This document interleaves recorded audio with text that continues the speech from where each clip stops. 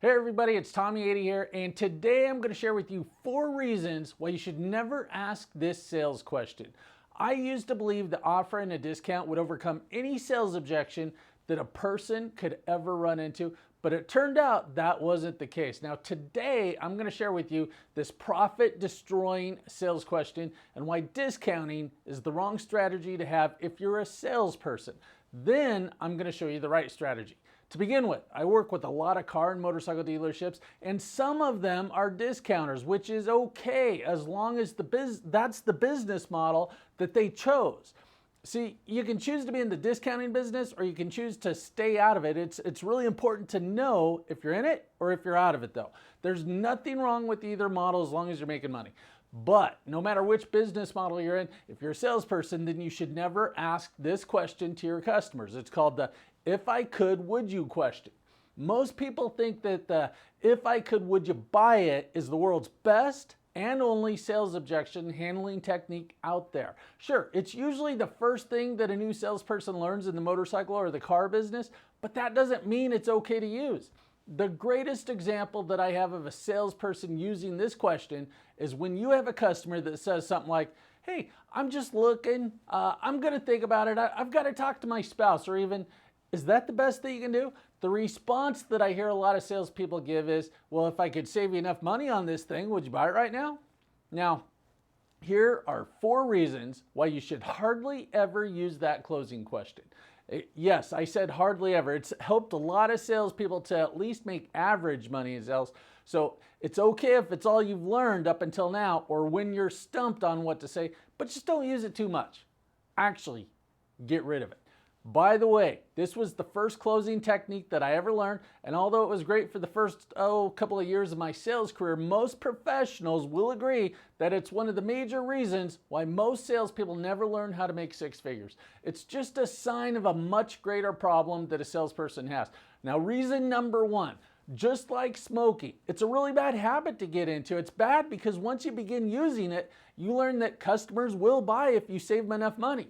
But once you find out that they'll do that, you're apt to keep using it, and then you never learn how to actually sell as a professional does. But since the majority of customers are financing their purchases, it also means that customers aren't necessarily looking for the lowest price. They might tell you that, but they're looking for the product they want from a professional salesperson that can give them an affordable payment. Now, reason number 2, many sales managers got to where they are because they know 2 closing techniques, and just like it was for me, that if I could, would ya? That's one of them. Hey, it was the same thing with me for my first couple of years selling, but once I quit using it, selling got so much easier, I got confidence, and I started making more money. Now, the bad thing about this is that those 2 closed Clydes that might be sitting at the sales tower desk in your deals, just like smokers enabling other smokers out in a huddle, they'll go right along with your bad habits with this crappy close, along with helping you and your dealership discount until it goes out of business or sells to a competitor that makes a lot more money. Reason number 3 is because it immediately lets your customers know that your product isn't worth what you're asking. I mean, if you just told your customer that they're lucky that you've still got one of these in stock because they're the hottest selling thing on the planet, and then all of a sudden you ask them, hey, if I could save you enough money on this, would you buy it right now? Your credibility goes out the door with any profit. The second you do that, you'll find people are like, oh yeah? You'll give me a discount? Cool, what else can I get from you? Maybe we'll just shop around for the best deal that we can find, and then we'll come back and we'll see if you can beat it. And that brings up another point. Think about this. Many of the if I could, would you users also say to their customers that won't buy right now, if you get a better price than ours, just bring it back and I'll beat it. Yeah, right. They're not coming back. Most of them will never come back, but those that do will keep asking you for more, and it never stops. So I used to sell about 15 to 20 cars and motorcycles every month when I used this technique, but that only meant that I was just getting really good at giving discounts. Can you imagine how many I would have sold if I would have learned some real closing techniques sooner, which finally I did. And the 4th reason why you don't want to use this closing technique is you devalue your product or service. You're going to look cheap.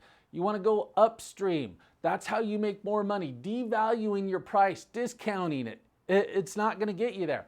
what you're going to find is if you're given a discount, people are like, oh wow, this isn't the awesome thing to buy. They're just giving them away at this place. Maybe I should go look at brand B.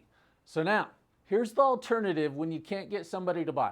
Don't just throw out, if I could save you enough money, would you buy it? But use a strategy, assuming that you followed the steps to the sale and you really don't see any valid reason why somebody should not own your product, why they shouldn't buy it right now. Ask them this, Mr. and Mrs. Customer, before you take off, I've got a question for you. It would help me out so much. On a scale of 1 to 10, with a 1 meaning you hate this product and a 10 you love it and you really wish you were taking it home right now, how would you rate this? Your customer's going to give you a rating between 1 and 10. But let's say they give you a 7. Now ask them, what would it take to make it a 10?